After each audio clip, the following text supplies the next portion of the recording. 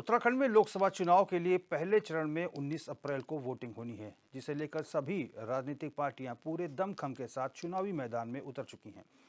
जनता को साधने के लिए कोई भी कसर नहीं छोड़ी जा रही है, पर जनता किसका साथ देगी, ये जानने के लिए एचएनएन की टीम ने देहरादून के युवाओं से उनकी राय जानी। देश में लोकसभा चुनाव का माहौल चल रहा है और भारत जो है युवाओं का देश माना जाता है और पीएम मोदी भी लगातार इस बात को उजागर करते रहते हैं कि हमारी जो सबसे बड़ी शक्ति है वो यहाँ का यूथ है और यूथ जो है इसको ये बहुत बड़ा वोट बैंक इस समय पर देश की राजनीति में बना हुआ है। आज यहाँ पर तमाम एक ग्रुप यहाँ पर बना हुआ है, इन्हीं से हम लोग संपर्क करेंगे कि इन युवाओं के क्या मुद्दे हैं, किस विषय को लेकर ये सरकार चुनेंगे और क्या इनके चुनाव को लेकर क्या किन मुद्दों पर ये बात करेंगे। यहाँ पर हमारे साथ सर हैं। सर, आपका नाम? नमस्कार, मेरा नाम राहुल है। तो राहुल जी, आप कौन सी लोकसभा से आप आते हैं? जी, हम तो यहाँ देहरादून के ही लोकसभा से। टिहरी लोकसभा से टिहरी आप आते लोकसभा हैं। से, हाँ। क्या मुद्दे हैं इस बार? किसकी सरकार बनना देखना चाहते हैं? सरकार का अगर बोले तो सरकार हम इस तरह की बनते हुए देखना चाहते हैं जो कि हमारे यूथ पे ज़्यादा फोकस करे और यूथ के उसमें भी ज़्यादा आप आजकल देखेंगे कि सबसे ज़्यादा जो प्रॉब्लम आ रही है वो डिप्रेशन, एंग्जाइटी, ये सारी चीज़ों की प्रॉब्लम ज़्यादा बढ़ती जा रही है। तो गवर्नमेंट इस तरह के प्रोग्राम्स जैसे योग को हो गया ज़्यादा प्रमोट करे और इस तरीके से जैसे कि आप देख सकते हैं सड़कें हो गई और ये सारी चीज़ें, तो एक प्रॉपर वे में जो डेवलपमेंट हो, एक ऐसा इंफ्रास्ट्रक्चर क्रिएट हो जो कि मेंटल हेल्थ को ज़्यादा प्रमोट करे। तो ये चीज़ हम ज़्यादा देखना चाहते हैं। ठीक है, इन्होंने मेंटल हेल्थ की बात की और योग को विशेषकर जो आज अंतर्राष्ट्रीय ख्याति देने की कोशिश लगातार सरकार कर रही है उसके ऊपर बात की है। और भी युवा बात हैं, उनसे बात करेंगे। आइए मैम, आपका नाम? मीना विश्वास। मीना विश्वास जी, आप कहाँ से आप बिलोंग करते हैं? मैं उधम सिंह नगर। मैम, किसकी सरकार बनना देखना चाहती हैं इस बार? ऐसे तो कुछ नहीं है, मतलब हम चाहते हैं कि जो भी सरकार आए तो वो जो प्रॉब्लम्स है उस पर फोकस करे। जो मतलब जैसे कि उत्तराखंड में पिछले बहुत सालों से मतलब सरकार जो भी आई है उतना इफ़ेक्टिव काम करा नहीं है किसी ने, खास करके युवाओं के लिए, कि एजुकेशन को ले लो या फिर जो आजकल मेन प्रॉब्लम है सबसे ज़्यादा है मेंटल हेल्थ, जो सब ज़्यादातर यूथ में आजकल मेंटल हेल्थ ही ख़राब है, तो उसके ऊपर फोकस नहीं है। और एम्प्लॉयमेंट सबसे ज़्यादा वही है उत्तराखंड में। बेरोजगारी की इन्होंने बात की और हालांकि हाँ, और ये बात है कि कहीं ना कहीं भारत का जो बेरोजगारी इंडेक्स है वो कहीं ना कहीं बढ़ा है। और भी युवा हमारे साथ हैं। सर, आपका नाम?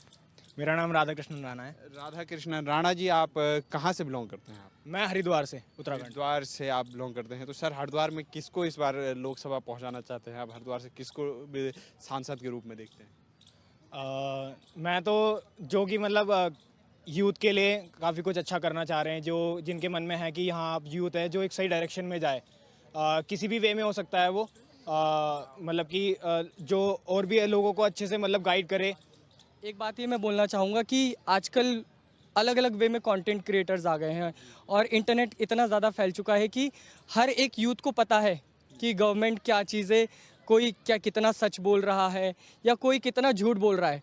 तो ऐसे अगर कोई भी पार्टी का कोई भी नेता हो, अगर वो ये सोच करके ये आगे आकर के अपने मैनिफेस्टो या जो भी चीज़ बातों को बोलेंगे कि वो जनता को बेवकूफ़ बना सकते हैं, तो ये बिल्कुल अब नहीं चलने वाला है। कोई भी पार्टी का कोई भी नेता है तो उनको ये चीज़ अपने संज्ञान में रखनी चाहिए वोट मांगने से पहले। अच्छा जी, आपने बात कही है कि झूठ का सहारा अब जो नहीं चलेगा और युवा अब जागरूक हो गया है। युवाओं का वर्ग जो है पढ़ा लिखा है और देश में राजनीति में बदलाव वो चाहता है। तो इसी को एक चीज़ ऐड करना चाहूँगा बस मैं, कि थोड़ा कि जो मिट्टी हमारी उपजाऊ नहीं है उसको मिट्टी के उसमें भी मतलब किसानों को भी थोड़ा फोकस करें और अपनी जो मिट्टी है उसको भी एक उपजाऊ की तरह देखा जाए। नहीं तो आज क्या हो रहा है कि आजकल जो फर्टिलाइजर यूज़ कर रहे हैं और मिट्टी की जो उपजाऊ बने वो खत्म होता जा रहा है और सरकार उस पर ध्यान नहीं दे रही है, जिससे कि मतलब कि किसान लोग भी बहुत परेशान हैं। तो मैं चाहूँगा कि उस पर सरकार फोकस करे कि मतलब हमारे सॉइल को इनरिच कैसे करना है, बहुत फर्टाइल कैसे बनाना है, ताकि इससे लोगों की हेल्थ भी आगे अच्छी रहेगी, क्योंकि जो खाना है वो और बहुत ज़्यादा वाइटामिन से भरा हुआ रहेगा और ऑर्गेनिक रहेगा, तो ये हेल्थ के लिए भी अच्छा रहेगा। और अगर हमारे नई जनरेशन अच्छी रहेगी भारत की तो हमारा भारत आगे बढ़ेगा, अवश्य आगे क्या हो बढ़ेगा। चुका है कि वो ग्रीनरी कम हो चुकी है। आप देखेंगे सारी जगह पे जाकर के कंस्ट्रक्शंस हो रहे हैं, बिल्डिंगें बन रही हैं, ये सारी चीज़ें हो रही है। ऑब्वियसली ये सारी चीज़ें होना चाहिए और ये चीज़ें अच्छी भी है कि हमारा इंफ्रास्ट्रक्चर जो है वो अच्छे से डेवलप हो रहा है।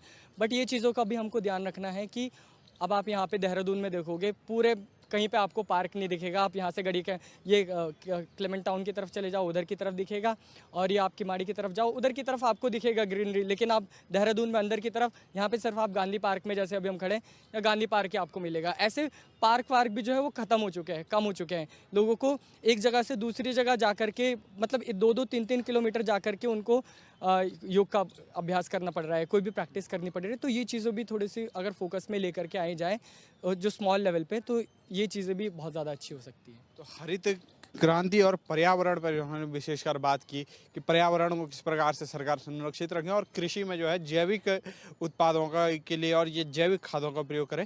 ऐसे अनेक युवाओं से हम और संपर्क करेंगे। अपने साथी हिमांशु शर्मा के साथ मैं हिमांशु गौड़, HNN देहरादून।